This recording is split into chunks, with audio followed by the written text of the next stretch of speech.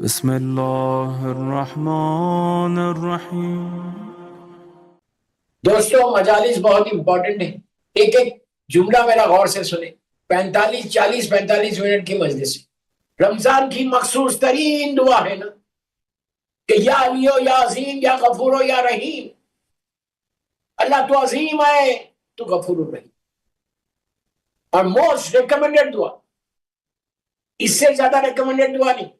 اسی لیے آپ دیکھیں گے ہر مسجد میں، ہر امام بارگاہ میں، جماعت میں جیسی نماز ختم ہوتی ہے یہ دعا پڑھی جاتی.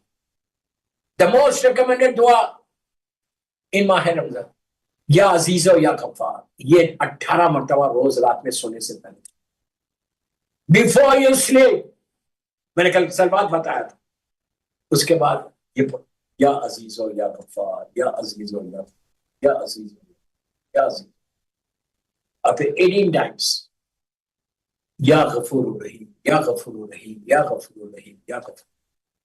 یہ زبان پہ زبان پہ زبان پہ تمہاری زبان سے یہ نکلنا اس کی صفت ہے. اللہ کی یہ صفت ہے کہ وہ غفور الرحیم ہے. بس آج یہ دو ہی نام دے رہا میں، کل اور دو نام روز دو نام اللہ کے. تو یا غفور الرحیم، یا غفور. تم اگر بولو گے تو تم کیا ایکسپیکٹ کر رہے جب تم پکارو گے یا غفور رحیم. اللہ اے غفور رحیم میرے کریم پروردگار تو غفور رحیم ہے. forgive me forgive me forgive me forgive me forgive me. تو وہ حال ہوگا دوستو. رحمت خدا، یہ رحمت کا عشرہ ہے. لاسٹ 2-3 ڈیز رہ گئی، یہ عشرہ رحمت ہے. رحمت ہے ایسا کہیں نہیں اندر آ گئے. اور جہاں رحمت ہوگی پھر وہاں مصیبت، پھر وہاں پریشانی نہیں. یہ سوچ لو کہ لندن کے کسی گھر میں بھی کوئی پریشانی نہیں. جب اللہ اپنی رحمتوں کو نازل کرتا ہے، who can stop him? Who can stop him?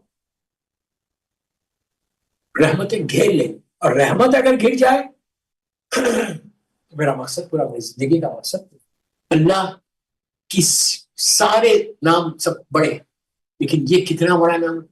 یہ وہ نام ہے دوستو کہ ہیئر، غور سے سن، بہت امپورٹنٹ ہے. ہیئر اینڈ ہیئر آؤٹ، یہ جو صفت ہے اللہ کی، یہ میجر رول پلے کرتی ہے ہماری اس زندگی میں اور آخرت کی زندگی میں. بہت بڑی بات، آخرت کی زندگی میں لاسٹ مومنٹ تک. میں خواتین کو بول رہا ہوں، آپ کو پتہ نہیں ہوتا، جینٹس کو پتہ ہے. جب فیونل ہوتا، جب لحد میں گریو میں لٹاتے میت، لٹانے کے بعد آخری جو جملے ہوتے تلخین سے پہلے یا تلخین کے بعد، مولانا بولتے افو افو افو. 3 دفعہ، 5 دفعہ، 10 دفعہ، 9 مرتبہ افو افو افو افو افو. میت کو کہ پروردگار تو اس کو معاف کر. اب یہ اکیلا ہے، پلیز پلیز غور سے سن. اب یہ اکیلا ہے تو اس کو معاف. عبرت ہوتی کہ کیسا شاندار انسان تھا، کیسا طاقتور انسان تھا، کیسا بولتا تھا، کیسا چلتا تھا زمین کے اوپر، کیا عزت تھی، کیا مقام تھا، کیا طاقت تھی، کیا پیسہ تھا. کہاں لیٹا ہوا ہے، کہاں لیٹا ہوا؟ کوئی پیلس میں نہیں، پیلس میں لیٹا ہوا نہیں. آپ سوچو میں کیا، ایک ایک جملہ میرا امپورٹنٹ. کہاں لیٹا ہوا ہے؟ نیچے 6 فیٹ نیچے. اور سائڈ میں کیا ہے؟ 2 ایسی دیواریں، ماربل کی نہیں ہے، ماربل بالس نہیں ہے، بلکہ نارمل ایسی ایسا لیٹا دیواروں کے بیچ. اللہ مجھے معاف کر، اللہ مجھے معاف کر. ہم کو بھی لیٹا.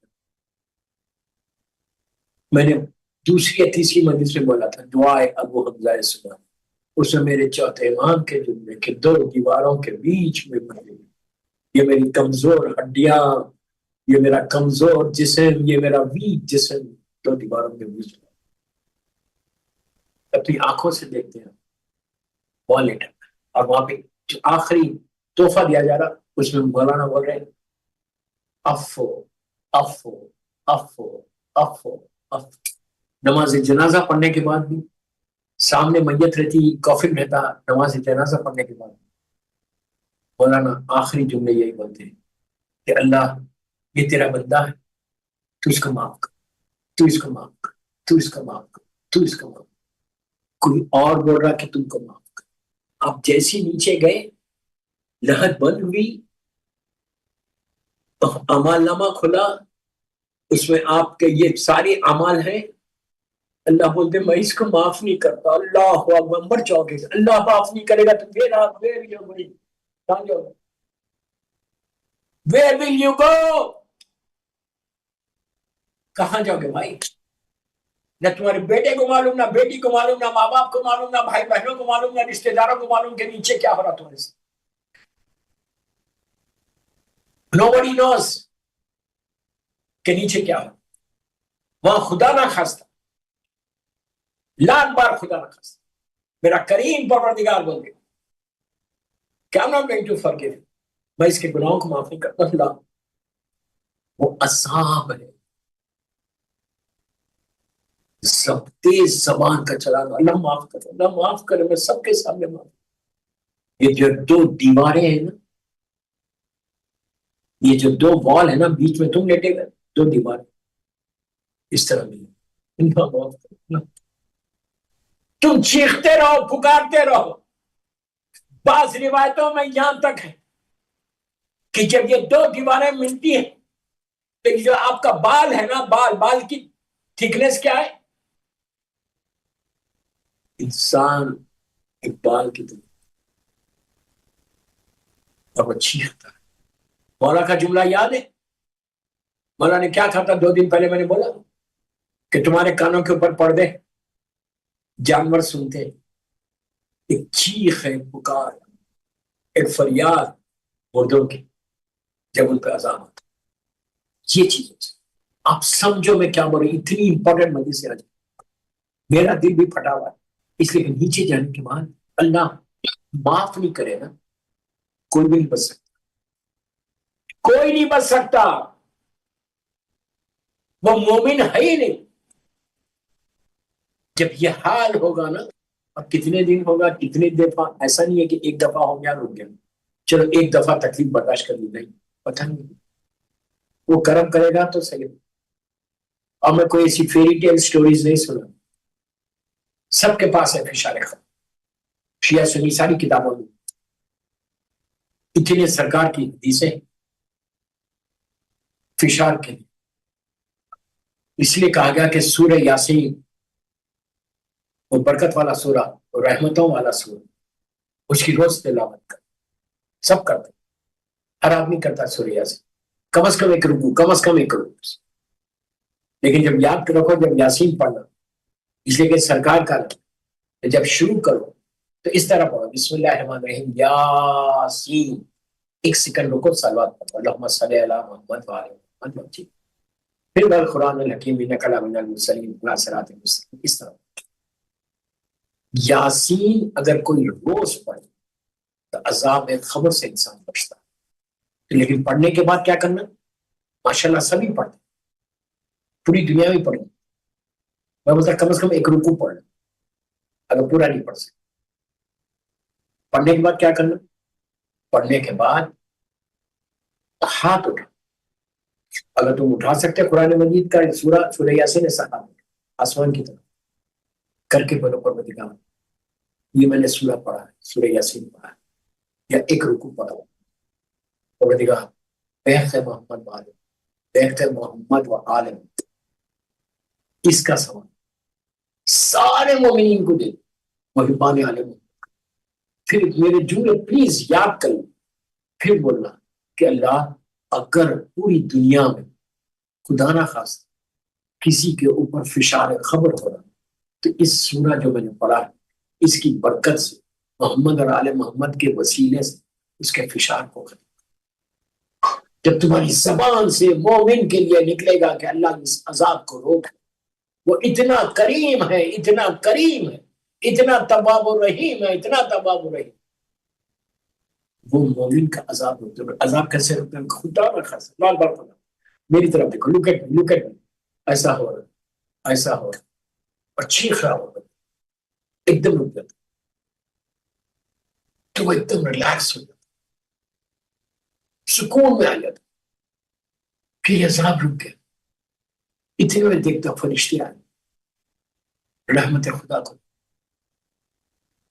یہ پوچھتا یہ عذاب کیوں رکا، یہ رحمت کس نے بھیجی؟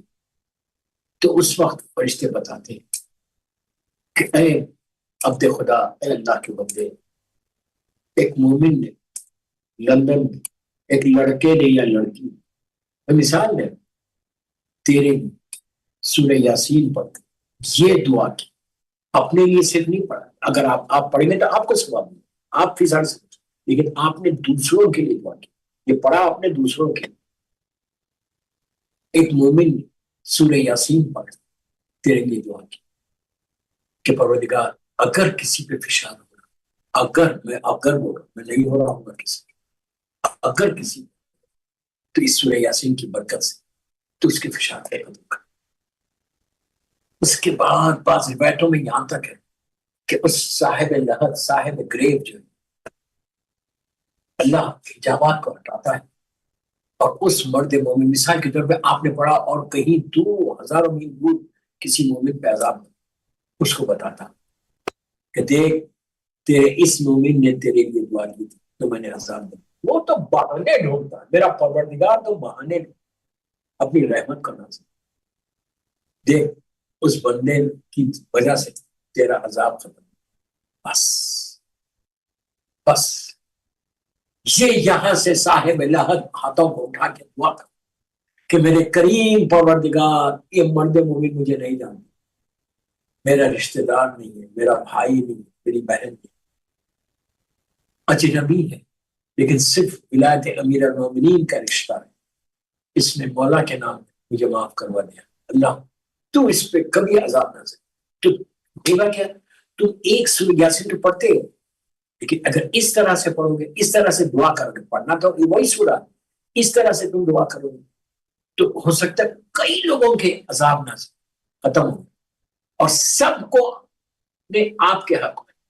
آپ امیجن کر لیں، آپ تصور کر لیں کہ اتنے مومنین کی دعا، مجبور لوگوں کی دعا، تکلیف میں رہنے والوں کی دعا، یہ بولتے کہ اللہ اس نے ہماری اتنی بڑی تکلیف تو دی، تو اس کی تکلیف تمہاری زندگی میں اتنی ہیپینس آئی، تمہاری زندگی کے اتنے آبسٹیکلز دور، ایسے راستے کھلتے جائیں گے کہ تم سوچ بھی نہیں سکتے کہ پروردگار کیسے راستوں کو.